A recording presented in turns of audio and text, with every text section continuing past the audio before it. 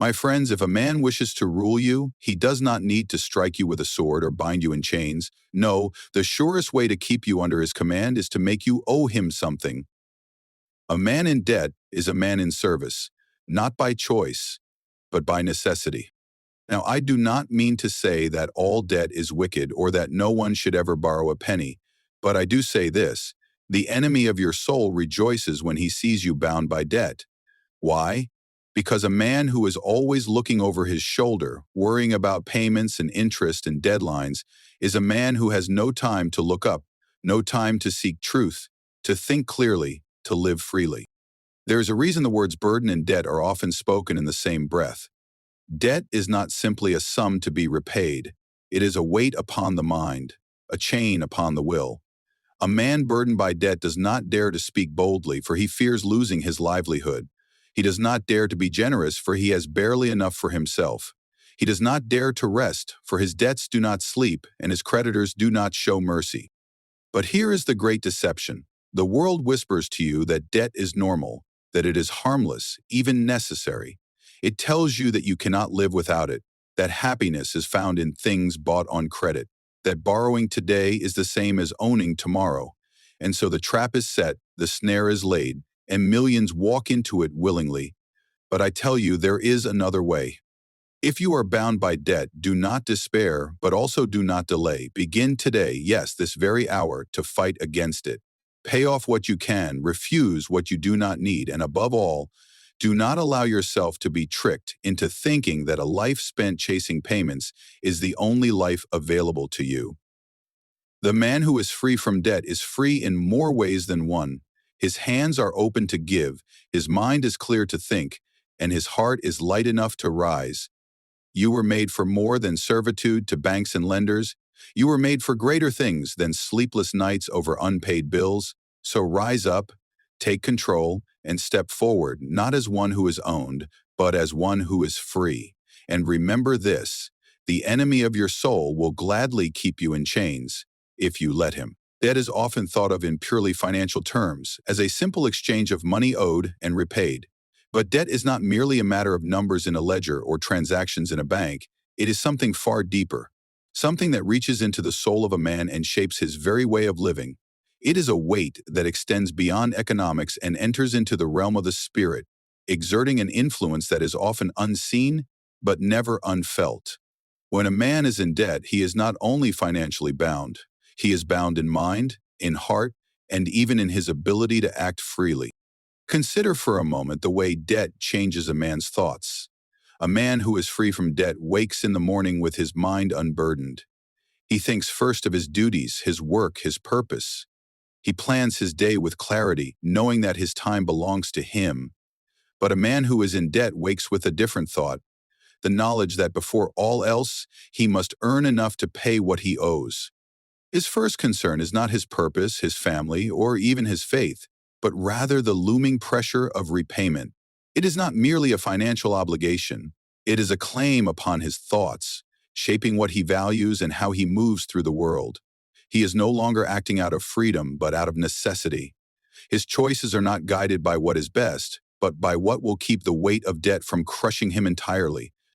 Debt does not merely demand money, it demands obedience. The borrower is not just someone who owes, but someone who serves. He must shape his decisions around the demands of his creditors. He must work not according to his own will, but according to the deadlines and conditions placed upon him by those who hold his debt. His time is not his own. His labor is not fully his own. He may wish to rest, but he cannot, for debt does not allow rest. He may wish to give, but he cannot, for debt has already taken what he might have given. His freedom in so many ways is no longer his own. There is a reason why debt is spoken of in the language of burden and chains. A man in debt does not walk with the ease of one who is unshackled. He carries something invisible yet heavy. It follows him in his thoughts, in his speech, even in the way he interacts with those around him. A man without debt walks into opportunities with confidence. A man with debt hesitates, for he is always calculating what he can afford, not just in money, but in risk. Debt makes a man cautious in ways that rob him of boldness, and this too is a spiritual cost. For how many great works, how many acts of generosity, how many steps of faith have been delayed or abandoned altogether because a man was too entangled in financial obligation to act freely? Debt also has a way of shaping a man's moral decisions. A man who is desperate to repay what he owes may find himself compromising in ways he never would have imagined. He may cut corners, tell half-truths, or even betray his own principles in order to meet the demands placed upon him. He does not do this because he is evil, but because the pressure of debt forces his hand. It pushes him into a state of desperation, and desperation makes men do what they otherwise would not. A man in financial distress is more likely to accept injustice, more likely to remain silent when he should speak, more likely to submit when he should resist. There is something even deeper, something almost invisible in the way debt affects the soul. It teaches a man to live under the weight of obligation rather than in the joy of freedom. Over time, this becomes a habit, a way of being. He grows accustomed to the feeling of being bound, to the idea that he must always be in service to something or someone else. He loses the ability to imagine a life outside of this burden. He stops dreaming of freedom and begins instead to simply manage his chains as best he can. This is the true danger of debt, not just that it takes from a man, but that it reshapes him entirely. The world tells us that debt is normal, that it is simply the way things must be. It assures us that we can live well while owing, that borrowing is just another part of life. But what the world does not tell us is that debt is not neutral. It is not simply a transaction. It is an agreement that changes the very nature of the one who enters into it. It shifts his priorities, alters his choices, and places him in a position of submission. It takes what should belong to him, his time, his resources, even his peace, and hands them over to another. If a man wishes to live with purpose, if he wishes to serve something greater than himself, if he wishes to walk in truth and strength, he must see debt for what it truly is. He must recognize that it is not just a matter of finances, but a matter of the soul. It is not just about what he owes, but about what he serves. And the one who serves his debt cannot serve anything else fully. Freedom from debt is not just financial freedom. It is freedom to think clearly, to act boldly, and to live in a way that is unhindered by the invisible chains that so many accept without question. A man must ask himself, who or what truly owns my life? If the answer is debt, then he must begin the work of breaking free. He must not delay, for every day spent under its weight is a day not fully lived. The path to freedom is not always easy, but it is always worth it. And when a man stands unburdened, unshackled, fully in command of his own choices, he will know that he has not just gained financial independence, he has reclaimed something far greater. He has reclaimed his very soul. A man who owes is a man who worries. This is an undeniable truth, though the world often pretends otherwise. The moment a man is in debt, he has invited a guest into his mind, one that does not leave, one that speaks at all hours, one that demands his attention whether he wishes to give it or not.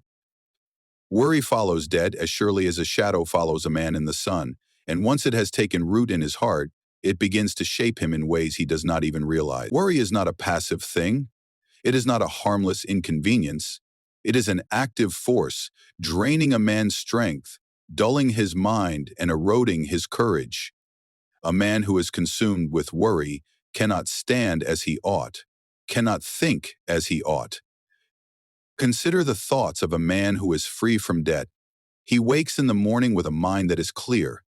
His work is his own, his labor belongs to him, his future is something he may shape with his own hands. He may think of new ideas, plan for greater things, consider what he might do not just for himself but for others. His energy is directed outward, toward growth, toward building, toward giving. But now consider the man who is in debt. The moment he wakes, his mind is burdened. Before he can think of anything else, he thinks of what he owes. He calculates, he worries. He wonders if this month will be the month he falls short. His energy is not directed outward, but inward. He is not free to dream of new possibilities because he is too occupied with survival. Worry is a thief. It does not steal in an instant as a robber might, but rather in slow, steady measures. It takes from a man his peace first, then his sleep, then his confidence, then his joy. A man who worries long enough begins to shrink within himself. He stops believing in his own strength. He stops taking risks. He stops stepping forward with boldness. He becomes hesitant where he once was decisive, unsure where he once was certain. His entire way of being changes, not because he has grown wiser, but because he has grown fearful. And the source of this fear is not some great catastrophe, not some external enemy, but the simple, relentless pressure of owing more than he can easily repay. Worry does not stay contained in a man's thoughts. It spills into his actions, his words, even his relationships. A man who is at peace speaks gently, moves with assurance, carries himself with a kind of quiet strength. But a man who is burdened with debt is often short-tempered, restless, easily frustrated. He has little patience for those around him, not because they have wronged him, but because his mind is already so full of his own concerns that he cannot bear the weight of anyone else's. He sees even the smallest inconveniences as threats, because when a man is on the edge financially, every unexpected expense, every minor setback feels like a potential disaster. His relationships suffer not because he wishes to harm them, but because he no longer has the emotional space to nurture them. When worry takes hold of a man for long enough, it begins to shape not only his present, but his future. A man who is always worried about money does not make the best decisions. He does not think long-term because he cannot afford to. He chooses the quick solution over the right one, the easy path over the better one. He takes jobs he hates, submits to treatment he would otherwise refuse, remains in situations that diminish him, all because the burden of debt has made him believe he has no choice. A man in such a state is easily controlled. He is easily persuaded, easily manipulated, easily led in directions he would not have gone if he had the freedom to walk another way. Debt makes a man worry, and worry makes a man weak. Weak in body because stress takes its toll. Weak in mind because constant fear dulls clarity. Weak in will because when a man is always afraid, he loses the strength to fight for what truly matters.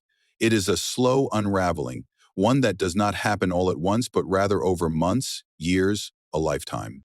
And the great tragedy is that by the time he realizes how much he has lost, he often believes it is too late to reclaim it. But the truth is, the only way to regain his strength is to first remove the source of his worry, to cast off the burden that has weighed him down for so long, to free himself from debt so that he may once again walk with his head held high, with a mind that is clear, and with a spirit that is unafraid. A man who has never known debt does not truly understand freedom. He may think he does, for he moves through life without the weight of financial burden pressing upon him. But it is the man who has been bound by debt, who has felt its grip upon his mind, who knows just how much it takes from him. And it is this same man, when he finally breaks free, who understands the depth of what he has regained. Freedom from debt is not just financial freedom. It is freedom of the soul. It is the ability to live without fear, to act without hesitation, to choose without constraint. It is the reclaiming of one's own life. To be free from debt is to wake in the morning with a mind that is unburdened. It is to open one's eyes and know that the day ahead is truly one's own. There are no creditors to appease, no deadlines that hang over one's head like a storm cloud. A man who is free from debt is a man who can think clearly, who can set his mind to greater things than mere survival. He is not controlled by necessity, but guided by purpose. His decisions are not dictated by what he must do to keep his creditors at bay, but by what he chooses to do with the time and resources that are fully his. This is a kind of peace that cannot be bought, a peace that comes only when a man knows that he owes nothing to anyone but himself and his own conscience. Debt places a man in a position of servitude. It is a quiet kind of bondage, one that does not require chains or prisons, yet is just as real in its effects. A man in debt cannot refuse what he knows to be unjust if his livelihood depends on keeping his income steady. He cannot take risks, even good ones, for he has no margin for failure. He cannot speak freely, for he is always aware of how precarious his position is. He is not his own master, no matter how much he wishes to be. And so, when he is finally free from debt, he finds that he has regained not just financial stability, but something far greater, his own will. He can choose his path, unshackled by the fear of losing what little he has left. He can stand firm where before he would have wavered. He can act boldly where before he would have hesitated. To be free from debt is also to be free to give. A man who owes cannot be generous, even when he wishes to be. His heart may long to help those in need, to support the causes he believes in, to provide for his family beyond just the bare necessities. But debt makes a man inward-looking, forces him to conserve, to hold back, to measure out his kindness in small portions because he has so little to spare. A man who is free from debt, however, is free to be generous. He can give without fear because he knows that his giving does not come at the cost of his own survival. He can offer help without hesitation because he is not bound by obligations that demand he put himself first at all times. This, too, is a kind of freedom that goes beyond money. It is the freedom to live not just for oneself, but for others. There is also a deep and quiet joy that comes with being free from debt. It is the joy of knowing that one is not living under the shadow of financial fear. It is the joy of knowing that one's hard work is truly one's own, that every bit of effort put forth is building something lasting rather than simply repaying what has already been spent. It is the joy of knowing that one's future is open, full of possibilities, not constrained by past mistakes or obligations. A man who is free from debt can look ahead with hope rather than anxiety. He can plan, dream, create, and move forward without the constant pull of what he owes dragging him back. There is a reason why so many great works, so many acts of courage, so many lives lived to their fullest potential are the lives of those who are not burdened by financial chains. A man who is free from debt is a man who is free to think deeply, to act decisively, to live fully. He is not waiting for permission from his creditors to take his next step. He is not bound by the limitations imposed upon him by past choices. He is, in the truest sense, his own man. And there is no greater freedom than this, the freedom to be fully, completely, and unshakably oneself.